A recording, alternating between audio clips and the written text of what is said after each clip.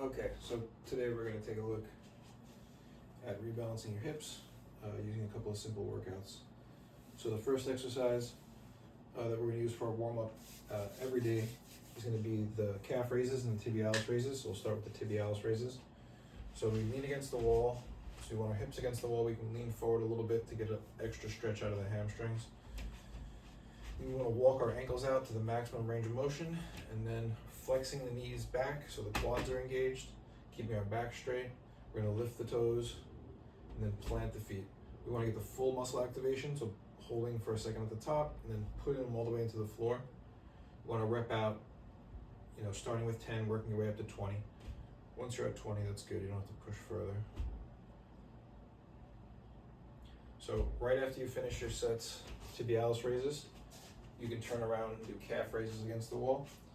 So the key here is that we push our hips as far forward as possible to get as deep a stretch out of the calf as possible. So to show you here, we're going to be leaning way in to get the big stretch out of the calf. And then we'll take one leg, hook it around the back of the other, lean in, and do our calf raises.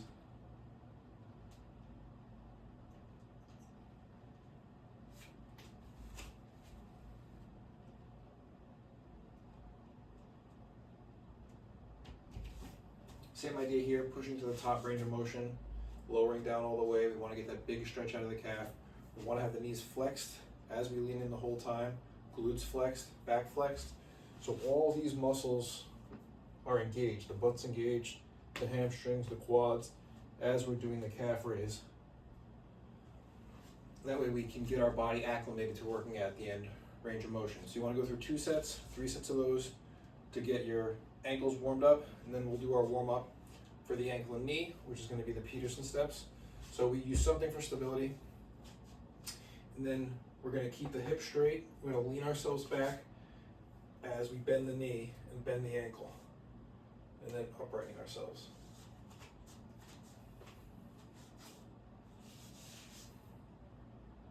So the foot can stay low for balance on the floor, or it can be up floating, doesn't matter. But we'll start off with 5 on each side, moving to 10 on each side. And so you want to do 3 sets of these.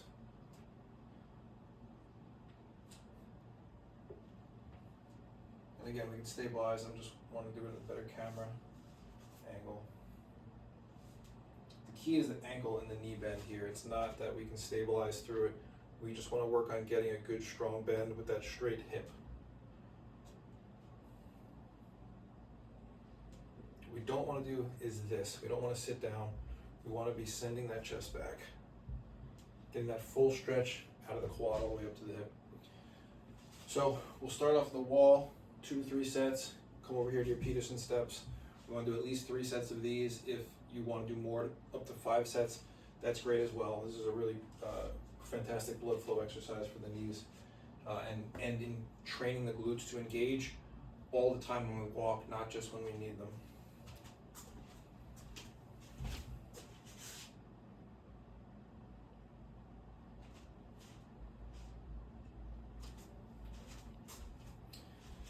So after we get our warm-up done, then we're ready to work on repping out some squats and some lunges, and we want to work on doing it in all the different variations to help train all of our muscles to wake up and work. So the first one we're going to work on is the knee over the toe variation. So here we can start with a narrow stance, and we sit down on our heels, trying to keep our chest upright the whole time with no hinge in the hips.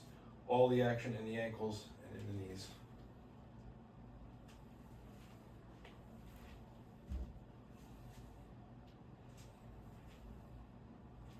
If we want to get a little momentum going, to get some speed going with it, we can get the arms in, where we reach back on the way down, brush the floor, bounce ourselves up. So you can feel a little bit more rhythm through the body here. And we can work in sets of 10, working up to 20, working all the way up to 30 if you're feeling strong with it. It gets nice cardio going when you do those faster squat variations. So you want to work, that's the knee over toe version. The tight feet gets a different action than the open hips does. So we're going to be doing our squat sets. We want to alternate the different angles we're working at. We want to work about 5 sets of squats, so feet close, knee over toe, first variation, second. Feet wider, knee over toe, with or without the arms. The knee direction doesn't matter. You can have them wider if that feels comfortable. You can have them narrower if that feels good. You can switch it up.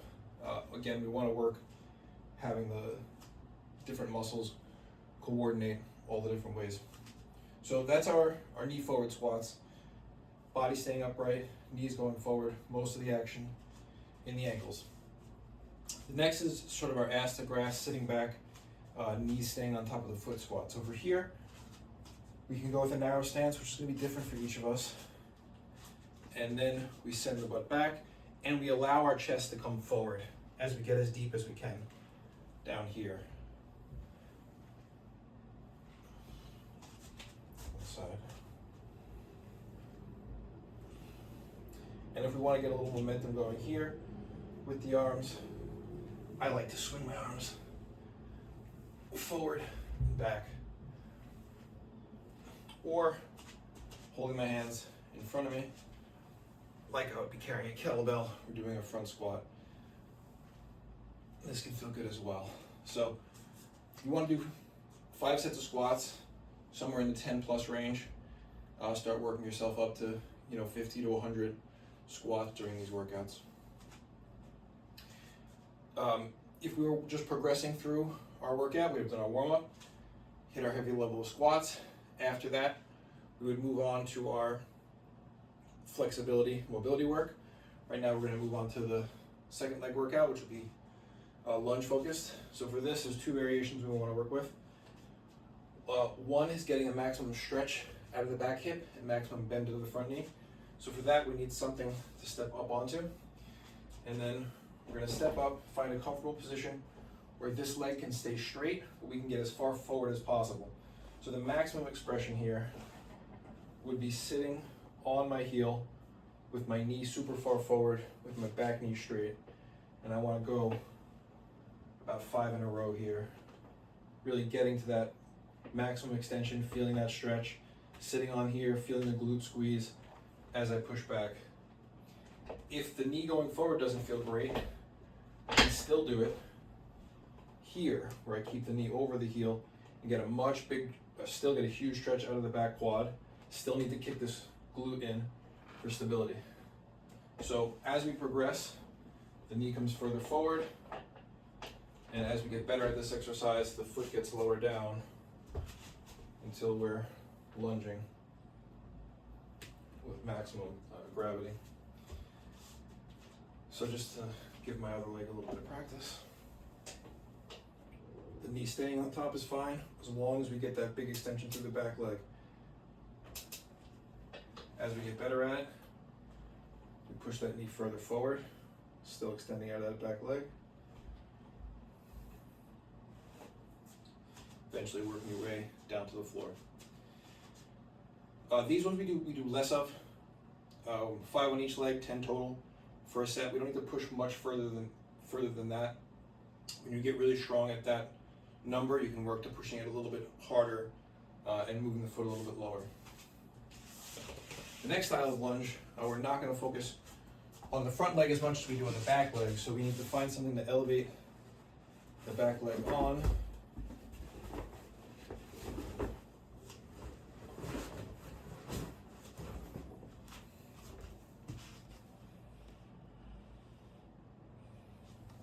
And so I'm hooking it to my weights extension here, which is going to be out of frame a little bit, but the back foot goes on it, and we either hook with the toes or with the ankle. The ankle makes it less of a workout in the lower leg, the toes make it a strong workout in the lower leg.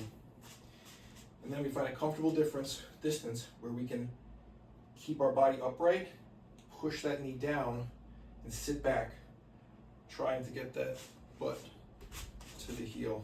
I gotta shorten my stance to make it feel good.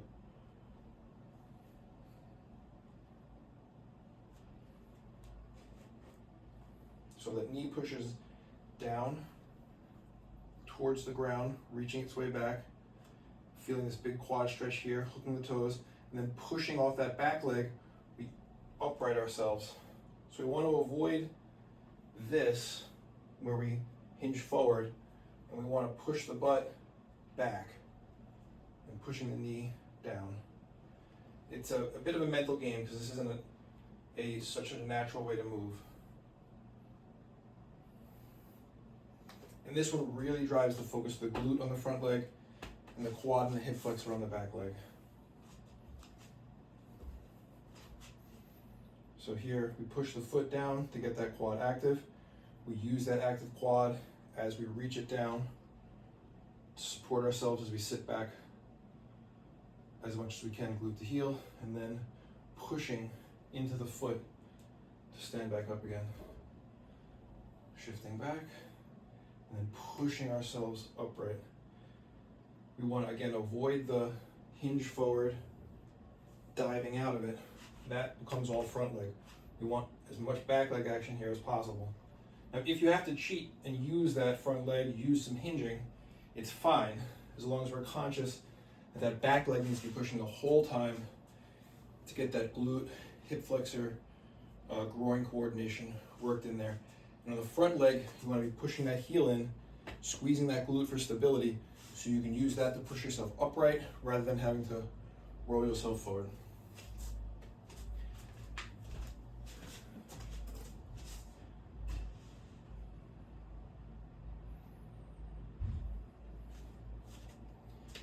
Now, once we've worked the legs completely, we can switch to trying to add a little extra focus on the groin.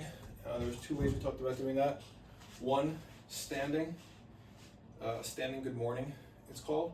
So we're gonna get the feet as wide as we can move them through while having some stability. Then we're gonna grab a fairly light dumbbell, 10 pounds worked well for you while you were here. We wanna keep the back straight as we hinge ourselves forward. Hang for a second, feeling that groin flexibility, and then push the hips into the weight to come back up again. The key here is the movement through. We want to get a lot of movement in on this exercise, 10, working our way up to sets of 20. So that way we're in this wide leg stance for more than a minute, giving our groin a lot of chance for blood flow. We're squeezing our glutes the whole time for stability. And then having that stability allows us to safely walk our feet back in. If we're too far stretched out, it becomes very difficult to get out of the stance once you've done it for a while. The other way we worked on this was the seated version, which I like more. It allows us to focus more on the groin without having to engage the stability so much in the spine. Here, we walk our feet out as far as possible, turn our feet out to really pin those knees wide. We push the knees wide every time that we hinge forward.